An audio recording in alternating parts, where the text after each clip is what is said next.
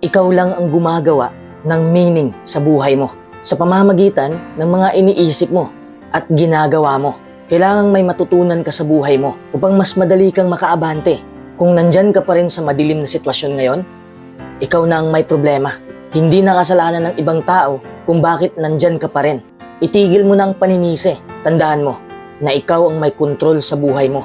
May choice ka kung ano ang gagawin mo. Kung nabibigo ka dahil may nagawa kang hindi tama, ikaw na ang may kasalanan. Nakuha mo ba ang punto? Number 1, mag-focus ka sa sarili mo. Kailangang hanapin mo ang iyong sarili. Ibig sabihin, alamin mo ang iyong potensyal. Tandaan mo rin na hindi ka dapat magmadali sa buhay. Living your life to the fullest is a process that will take your whole life to develop. Huwag kang magalit sa sarili mo at huwag kang magalit sa sitwasyon mo kahit hirap ka na sa buhay. Mag-focus ka lang sa kakayahan mo. Huwag kang mag-focus sa mga kakulangan sa buhay mo. Natural lang ang kabiguan sa buhay.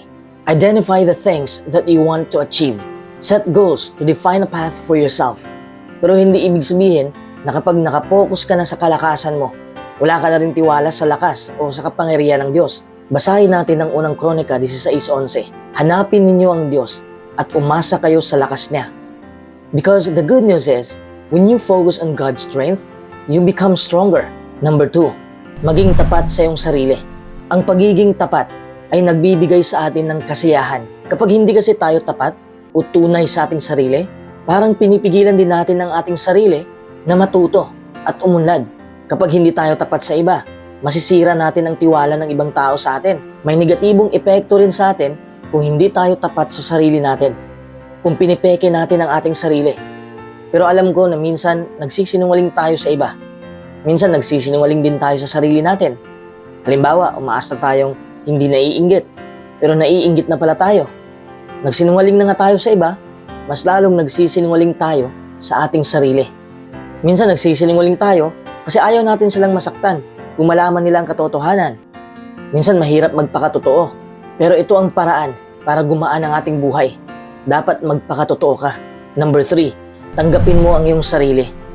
Aminin na natin, napaka-busy natin sa kakatingin o kakahanap ng mga kulang sa atin. Kung ano ang dapat baguhin sa atin. Spending all your time focused on what you don't like means you are not able to focus on your future. Make a conscious decision to learn to love yourself. Love yourself just as you are. Basahin natin ang Kawikaan 19:8. Ang nagsisikap magkaroon ng unawa ay nagmamahal sa sarili niya. Ang nagpapahalaga sa kaunawaan ay magtatagumpay. Marami kang magagawa. May kakayahan ka. Mag-focus ka sa kakayahan mo, hindi sa mga kabiguan mo. Number 4, challenge negative self-talk. Negative self-talk and self-criticism don't help you become a better person and don't help you achieve your goals. Try self-kindness and self-compassion. Kung palagi mo nalang pinapansin ang mga ayaw mo sa sarili mo, i-twist mo kaagad ang iniisip mo. Kung iniisip mong talunan ka, ang dapat mong isipin ay kung ano ang dapat mong matutunan upang manalo. Pansin mo naman, di ba, na madali lang tirahin ang ating sarili. Ang daming negatibong salita na nabubuo sa ating isipan. Kung iniisip mong bobo ka, hindi totoo yan. Hindi ka lang handa. Sometimes we entertain negative thoughts because of what others have said to us. We have been called stupid, ugly, or worse, when we hit a low point in our lives, these are the very words we hear in our minds. However, God's word affirms our value and worth. We were created for a divine purpose, and God knows how to use our weaknesses to bring strength. By memorizing and meditating on scripture, we can renew our pattern of thinking to reflect what God says, rather than what man has said. Number 5, umabante ka pa rin. Kahit anong mangyari, huwag kang tumigil sa iyong paglalakbay. One of the reasons we become frustrated is that we expect things to stay the same. Life is full of change. Open yourself to the processes of change and growth and learn to adapt to the new situations and challenges that happen. Huwag kang huminto at maghintay na lang. Salubungin mo ang pagsubok mo. Harapin mo. Huwag kang matakot. Basahin natin ang Josue 1:9. Lakasan mo ang loob mo at magpakatatag ka. Huwag kang masindak o matakot dahil kasama mo ang Diyos saan ka man magpunta. Lumabas ka sa lugar na nakasanayan mo. Mas marami kang matutunang bago sa labas ng iyong comfort zone. The more you're willing to challenge yourself, the more comfortable you will become with new experiences. Alam kong natatakot kang humarap sa maraming bagay, lalo na kung hindi ka pasanay sa bagay na yon, dahil natatakot kang mabigo. Pero kung hindi mo itataya ang buo mong lakas, pagsisisihan mo yan sa huli. Getting out of your comfort zone occasionally can also help you develop the flexibility you need to deal with life's unexpected roadblocks. Paisa-isang hakbang lang hanggang makarating ka sa tuktok. Hindi naman ito kompetisyon na kailangan mong magmadali. Di bali ng mabagal, basta't hindi ka lang huminto. Subukan mong gawin ang mga bagay na hindi mo pa nagagawa. Number 6, huwag mong pilitin ang sarili mo. Nakasanayan na kasi natin na piliting gawin ang mga bagay kahit hindi naman natin kagustuhan. It can cause a lot of dissatisfaction and grief. Eliminating this from your life can help you live more fully. Halimbawa, sinasabi mong, gusto kong pumayat. Teka lang, gusto mo ba talagang pumayat? O ginusto mo lang dahil sinabihan ka palagi na mataba ka? Kita mo yan? Hindi ka nagpapayat para sa sarili mo. Nagpapayat ka para hindi ka na masabihan na mataba ka. Napipilitan ka lang dahil pinunan nila ang anyo mo. Magtakda ka ng layunin, lalo na kung ano ang meaningful para sa'yo. Hindi para mapalugdan ng mga tao o ano ang demand nila sa'yo. Number 7, tanggapin mo ang kabiguan. Kung gusto mong magbago ang takbo ng iyong buhay, sunggaban mo ang mga pagkakataon. Go after what you want. But sometimes, these things don't go the way you'd hoped. Tanggapin mo pa rin ng buong buo na talo ka at bigo ka sa laban ng iyong buhay. Huwag kang magalit sa sitwasyon at lalong huwag kang magalit sa sarili mo. Tanggapin mo na ang pagkabigo o pagkatalo ay parte na yan ng ating buhay. If you are afraid of taking a chance because it might not work out, you may miss out on opportunities. Number 8, marami pang pagkakataon. Matuto kang makontento sa buhay, pero hindi ibig sabihin na tanggapin mo na lang ang kahirapan mo. Hindi ganun yon. Be active and present in it. Always consider what you can learn from whatever situation you encounter. Mag-focus ka sa pag-abante mo. Huwag kang mag-focus kung sino ang tumatahol sa likuran mo. Number 9, matuto kang magpasalamat. Ang pagpapasalamat ay hindi lang nararamdamang kasiyahan. Bahagi ito ng ating buhay. Saying thank you makes you happier and more positive. Saying thank you means you appreciate the little things you already have. Recognize daily the things you are grateful for.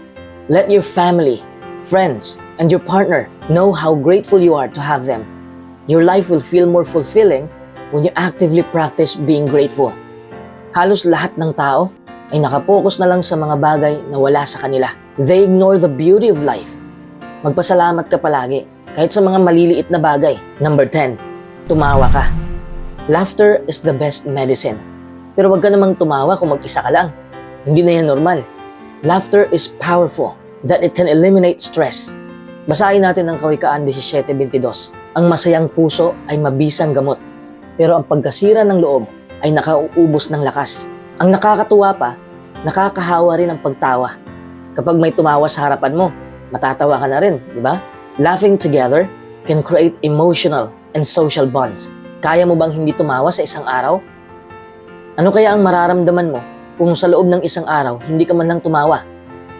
Siyempre, manghihina ka at parang mawawalan ka ng gana sa buhay.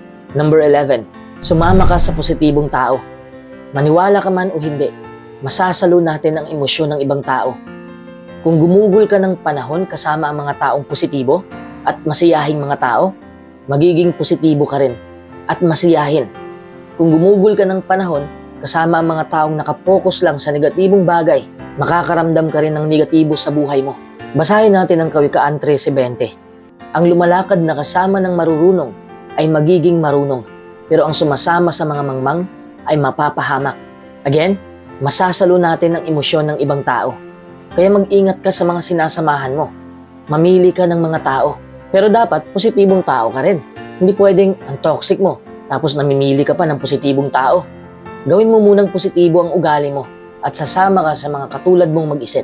Real talk lang, hindi lang mga kaibigan mo ang nagpapahid ng negatibo sa iyong buhay. Pati pamilya mo ay may toxic na ugali rin na maaaring ma-adapt mo. Pati na mga relatives mo, pati mga kapitbahay. Surround yourself with people who care for you. Surround yourself with people who respect you and enrich your life, and who also care and respect and enrich other people's lives. Hindi ko naman sinasabi na sumama ka lang sa mga taong kinukonsinti ka. Doon ka sumama sa mga taong itutuwid ka. Hindi yung tatawanan lang ang mga kamalian mo. Number 12, mahalin mo ang lahat. Hindi pwedeng namimili ka lang kung sino ang mayaman o angat sa buhay ay sila lang din ang mamahalin mo. Hindi pwedeng ganun ang ugali mo. Be selfless in your attitude towards others.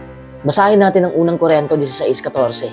Ang lahat ng inyong mga gawain ay maganap nawa na may pag-ibig.